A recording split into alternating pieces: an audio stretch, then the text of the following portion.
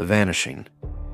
Blackwood Asylum had stood abandoned since World War II, its halls steeped in darkness and unspeakable secrets.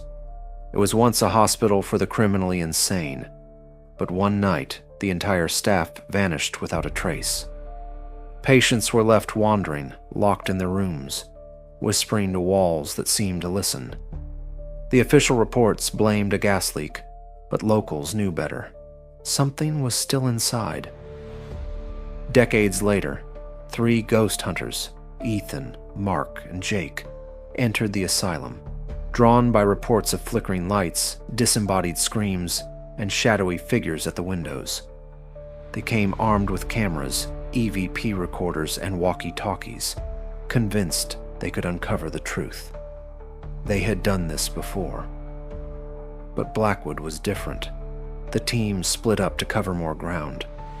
Mark took the east wing, Ethan the west. Jake walked the long hallway of patient rooms, where rusted bed frames and shattered mirrors reflected the dim light of his flashlight. The air was thick, heavy, watching. Then the static began. At first, just a faint crackle in his walkie-talkie. Then, a whisper. His name. He turned, expecting one of the others. The hallway was empty. But in the reflection of a broken mirror, something stood behind him. A figure in a decayed hospital gown, head tilted, empty sockets staring through the glass. When he spun around, it was gone.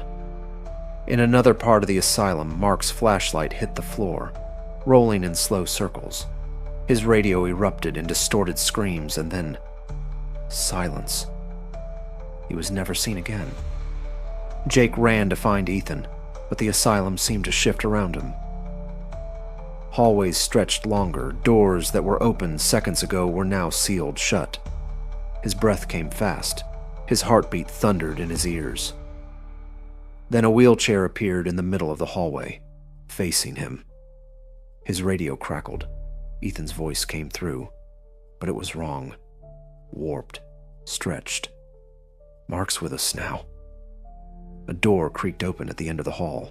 Something moved inside. A shadow too tall, too thin, with eyes like hollow pits. The last footage on Jake's camera showed him staring into the darkness, whispering to himself. The final words before the screen cut to black. He's behind me, isn't he? When the police searched the asylum days later, there were no bodies. Only Jake's camera, still recording. In the wheelchair,